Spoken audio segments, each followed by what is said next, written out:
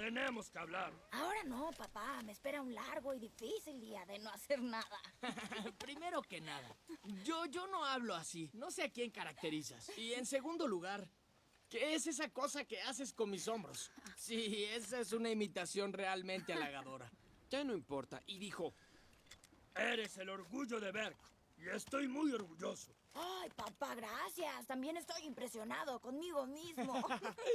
Oye, yo jamás hago eso con mis manos. acabas de hacer? Ah, ok. Ya eres un hombre.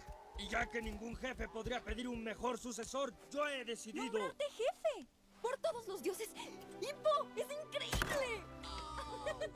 Tú vas a arruinar el muelle, ya que la calibración es muy sensible.